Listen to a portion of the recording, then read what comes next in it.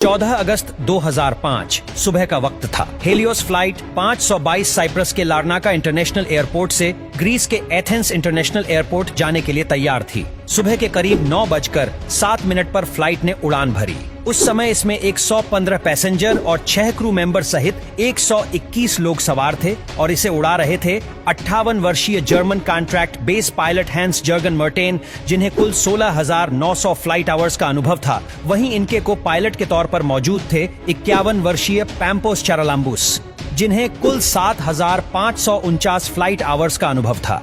वहीं flight attendant के तौर पर एंड्रिया स्पोड्रोमो कमान संभाल रहे थे। उड़ान भरने के 5 मिनट बाद यानी 9:12 पर प्लेन 12,040 फीट की ऊंचाई पर पहुंच गया और इस ऊंचाई पर पहुंचने के बाद ही अचानक प्लेन में एक अलार्म बजने लगता है। जब इस अलार्म की जांच की गई तो पता चला कि ये take off configuration warning alarm था, जिसे देखने के बाद दोनों पायलट हैरान हो गई। और वो इसलिए क्योंकि take off configuration warning alarm तब बजता है जब प्लेन ग्राउंड पर होता है और उड़ान भरने के लिए तैयार नहीं होता। ऐसे में 12,000 फीट की ऊंचाई पर इस अलार्म के बजने का मतलब दोनों पायलट को समझ ही नहीं आ रहा था। स्थिति की गंभीरता को भांपते हुए उन्होंने एटीसी यानी एयर ट्रैफिक कंट्रोल से संपर्क साधना ही उचित समझा। फिर उन्होंने तुरंत ही एटीसी से संपर्क कर उन्होंने बताया कि उनके विमान का take off configuration warning alarm बज रहा है। पायलट एटीसी को ये सब बता ही रहे थे कि इतनी ही देर में प्लेन के कॉकपिट में मौजूद कंट्रोल पैनल पर कई सारे अलार्म एक साथ बजने शुरू हो गए और इन अलार्म्स की आवाज के कारण पायलट्स की आवाज एटीसी तक पहुंचना भी बंद हो गई। साथ ही प्लेन का मास्टर क्वेश्चन अलार्म भी बजने लगा था, जिसका मतलब था कि प्लेन के कई सारे सिस्टम एक साथ ओवरहिट हो चुके हैं। दोनों ही पायलट्स की दिक्कतें अब बढ़ने लगी थीं। उन्हें कुछ समझ नहीं आ रहा था कि अचानक ये सब क्या हो रहा है। इधर ये सब देखकर प्लेन में अफरातफरी का माहौल बन गया। क्रू मेंबर लगातार यात्रियों को शांत कर रहे थे। सभी पैसेंजर्स को सांस लेने में काफी ज्यादा दिक्कत आ रही थी, इसलिए उनके ऑक्सीजन मास्क अपने आप ही नीचे आ गए। इस दौरान प्लेन लगभग 18,000 फीट की ऊंचाई पर था। पायलट बार बार एटीसी से संपर्क कर उन्हें अपनी समस्या बताने का प्रयास कर रहे थे, लेकिन उनकी बात एटीसी तक पहुंच ही नहीं पा रही थी और कुछ ही देर में प्लेन का एटीसी से कनेक्शन भी पूरी तरह टूट गया। इसके बाद भी एटीसी ने बार बार फ्लाइट से संपर्क साधने की कोशिश की, लेकिन उन्हें कोई उत्तर नहीं मिला। प्लेन अब लगातार ऊपर की ओर बढ़ता जा रहा था। आमतौर पर इस रूट पर फ्लाइट को लगभग 1:45 का समय लगता है, यानी करीब 10:45 पर इस प्लेन को एथेंस से एयरपोर्ट पर पहुंचना था। 9:23 पर प्लेन 34,000 फीट की ऊंचाई पर पहुंच चुका था।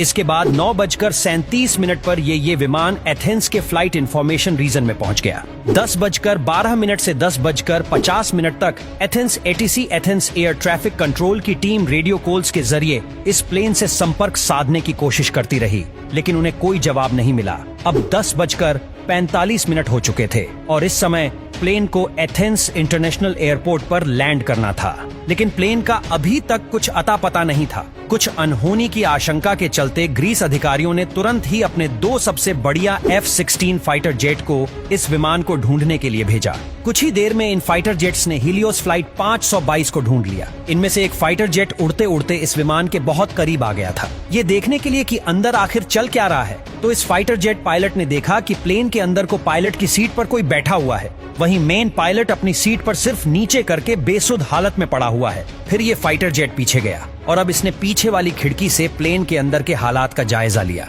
लेकिन फाइटर जेट के पायलट के लिए हैरानी की बात तो ये थी कि अपने बराबर में 2 फाइटर जेट्स के उठने के बावजूद किसी भी पैसेंजर्स ने मुड़कर उनकी तरफ नहीं देखा। किसी भी पैसेंजर की तरफ से उन्हें कोई भी रिएक्शन नहीं मिला। तभी लगभग 11:49 पर फाइटर जेट्स के पायलट्स ने देखा कि एक शख्स प्लेन के कैबिन से होकर कॉकपिट की तरफ जा रहा है। कुछ ही सेकंड्स में ये शख्स प्लेन की पायलट सीट पर बैठा हुआ दिखाई दिया। कॉकपिट में बैठे शख्स को देखकर फाइटर जेट्स के पायलट ने इसे इशारा कर स्थिति के बारे में जानना चाहा। ये शख्स भी उन फाइटर जेट के पायलट्स को कुछ बताना चाह रहा था, लेकिन वो कुछ बोल ही नहीं पाया। तभी लगभग 1 मिनट बाद 11:50 पर प्लेन के लेफ्ट इंजन ने काम करना बंद कर दिया और प्लेन लेफ्ट साइड से झुककर तेजी से नीचे की ओर गिरने लगा। पायलट सीट पर बैठा उससे कंट्रोल करने की कोशिश तो कर रहा था, लेकिन वो उसे कंट्रोल कर ही नहीं पा रहा था। ठीक 12 बजे प्लेन के राइट इंजन ने भी काम करना बंद कर दिया। प्लेन का कंट्रोल अब पूरी तरह से खो चुका था। 12:04 पर प्लेन एथेंस से लगभग 40 किलोमीटर दूर ग्रामिटो की पहाड़ियों में जाकर क्रैश हो गया और उसके क्रैश होने के साथ ही इसमें सवार क्रू मेंबर समेत सभी 121 लोगों की मौत हो गई।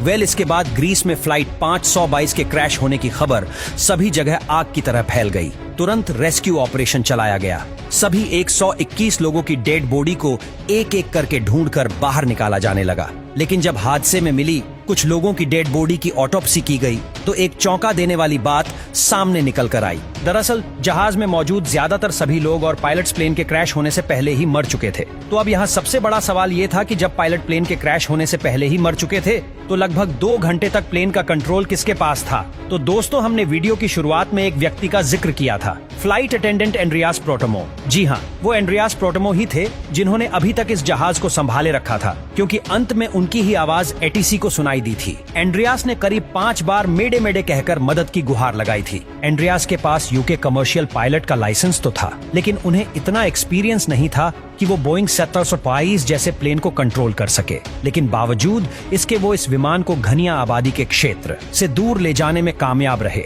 जब एक्सपर्ट्स ने इस घटना के पीछे की वजह जानने के लिए जांच शुरू की तो उसमें सामने आया कि जब प्लेन लेफ्ट साइड में झुक गया था तो इसका कारण ये था कि प्लेन के लेफ्ट इंजन में फ्यूल खत्म हो गया था। लेकिन अभी भी इस हादसे की जड़ तक पहुंच जाना बाकी था। तभी अचानक एक इन्वेस्टिगेटिव ऑफिसर की नजर कंट्रोल पैनल के एक बटन पर पड़ी और ये बटन था प्लेन के प्रेशर को सेट करने का। इस बटन को देखते ही उस ऑफिसर को पूरी कहानी समझ में आ गई। आपकी जानकारी के लिए बता दें कि प्रेशराइज बटन पूरे जहाज में एयर का प्रेशर कंट्रोल करता है। जनरली जहाज के बाहर लगे इंजन बाहर की हवा को थोड़ा थोड़ा करके अंदर भी भेजते रहते हैं ताकि विमान के अंदर बैठे लोगों को ऑक्सीजन मिल सके। आमतौर पर इस प्रेशराइज बटन को ऑटोमेटिक मोड पर ही रखा जाता है और अगर कभी इसे मैनुअल मोड पर किया जाए तो कैप्टन व को पायलट को इसका ध्यान रखना पड़ता है। अब हादसे की जड़ तक पहुंचने के लिए हम आपको घटना से एक दिन पहले ले चलते हैं। जब बोइंग 737 का ये जहाज अपनी रूटीन सर्विस पर गया हुआ था, वहां इसको अच्छे से चेक करके इसकी सर्विस की गई और वहीं इसकी जांच करने वाले लोगों ने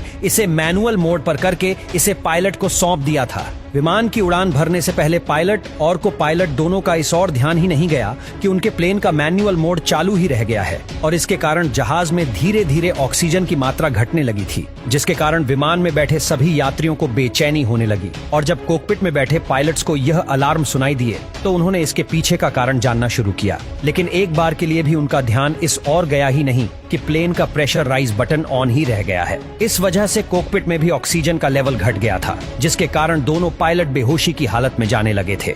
विमान के अंदर ऑक्सीजन मास्क तो सभी यात्रियों को मिल चुका था, लेकिन कॉकपिट में ऑक्सीजन मास्क अपने आप नीचे नहीं गिरते, जिस कारण से दोनों पायलट बेहोश हो गए। साथ ही प्लेन में मौजूद यात्री और क्रू मेंबर भी अब एक एक करके बेहोश होने लगे थे, क्योंकि इनकी पैसेंजर सीट के ऊपर लगा हुआ ऑक्सीजन मास्क केवल 12 मिनट तक की ही ऑक्सीजन दे सकता था और ऑक्सीजन न मिल पाने के कारण सभी लोग धीरे धीरे दम तोड़ रहे थे। प्लेन अब ऑटो पायलट मोड पर ही एथेंस की तरफ बढ़ता जा रहा था। एक समय ऐसा आया जब प्लेन में मौजूद सभी सदस्यों ने दम तोड़ दिया, केवल एक जने को छोड़कर, और ये थे फ्लाइट अटेंडेंट एंड्रियास प्रोटोमो। अब आप भी यही सोच रहे होंगे कि आखिर एंड्रियास इतने लंबे समय तक कैसे जीवित रहे। तो आपको बता दें कि एंड्रियास एक स्कूबा ड्राइवर थे, क्योंकि स्कूबा ड्राइवर अपनी सांसों को लंबे समय तक रोक पाने में सक्षम होते हैं, इसलिए वो अब तक जिंदा रहे। लेकिन ऑक्सीजन प्रॉपर न मिलने के कारण अब उनकी भी हालत खराब हो चुकी थी। लेकिन जैसे तैसे करके वो कॉकपिट तक पहुंचे और प्लेन को कंट्रोल करने की कोशिश करने लगे। लेकिन एथेंस तक पहुंचते पहुंचते ये प्लेन यात्रियों की जगह उनकी लाशों से भर चुका था। एंड्रियास अंत तक प्लेन को कंट्रोल करने की कोशिशों में लगे रहे, लेकिन दुर्भाग्यवश वो इसमें सफल नहीं हो सके और अंततः प्लेन पहाड़ियों में जा टकराया और इसमें सवार सभी 121 लोगों की दुखद मौत हो गई। इस घटना के लगभग 15 महीनों बाद ग्रीस के अधिकारियों ने इस घटना की रिपोर्ट पेश की, जिसमें बताया गया कि इस पूरी घटना के लिए सिर्फ और सिर्फ एक बटन जिम्मेदार था, प्लेन का प्रेशराइज बटन, क्योंकि ये बटन उस वक्त मैनुअल मोड पर था। लेकिन भले ही अधिकारियों को ये नहीं लगता हो, पर हमारी नजर में असल दोषी उस सर्विस सेंटर के एम्प्लॉय थे जहां प्लेन रूटीन सर्विस के लिए गया था, क्योंकि उन्होंने इस प्रेशराइज बटन को ऑटो से मैनुअल मोड पर कर दिया था। लेकिन इस बात की खबर किसी को भी नहीं दी थी। ऐसे में या तो उन्हें इसे वापस ऑटो मोड में डालना चाहिए था या पायलट को इस बात से अवगत करवाना चाहिए था, लेकिन उन्होंने कुछ नहीं किया। शायद अगर वो इतनी बड़ी लापरवाही नहीं करते तो उस दिन 121 लोगों को अपनी जान नहीं